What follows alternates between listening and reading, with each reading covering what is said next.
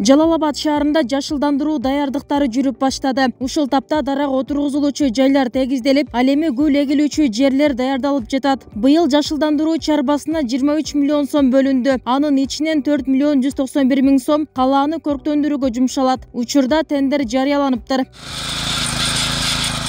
Жалал Абад шаары чакан жана кооз шаарлардын катарын толуктайт. Бирок акыркы жылдары бак-дарактардын саны кескин кыскарып, экологияга терс таасирин тийгизүүдө. Жашылдандыруу жагынан бир топ сындарга кабылып келет. Анткени бул тармакка миллиондогон каражаттар бөлүнүп, бирок кала көрккө келбегени себеп. Бул жааттан алганда жашылдандыруу чарбасы быйыл маселе болбойт деп ишендирүүдө. Тендер ачылды. Эми азыр кайсы тендерчик утат, ошонун немесин документтерин карап туруп, анан ошолорго билдеттендиребиз.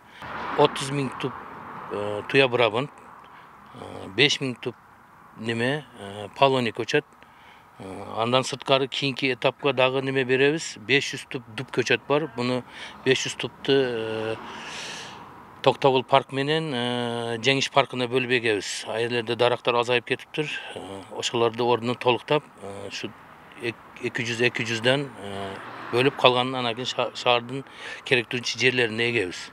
Быйыл шаар аймагына гүлдүн 10 түрү эгилет. 475 миң сомго гүл урук сатып алынып, ал аталган мекеменин күнөсканасында өстүрүлүп жатат. Бул гүлдөр шаар көчөлөрүнө, мекеме ишканалардын алдына апрель айынын башында эгилип баштайт. Мында жалпы гүлдүн 195 миң даанасы өстүрүлүүдө.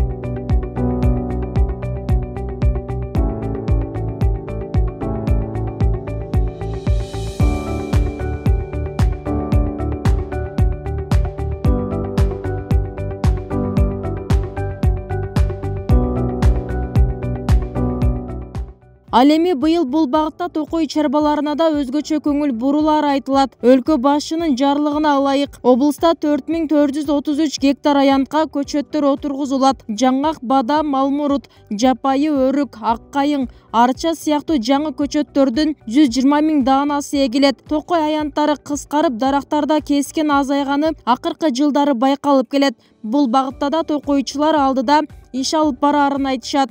Жалал Абад областы боюнча 686.746 гектар жер аянтыбыз бар, токойлу баскан.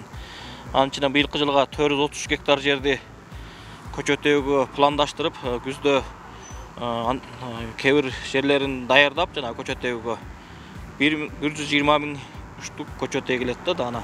Токойдо мал жандык өтө көбөйгөн нерсе, мал ушунчалык саны көбөйүп кеткен байланыштуу азыр Токойдо малдын жаш көчөттөр тепсеп, андан сырткары биз эккен көчөттөр дагы тепсиген душалар кезигет, бирок мунун жөнүндө иш-чаралар жүрүп атат.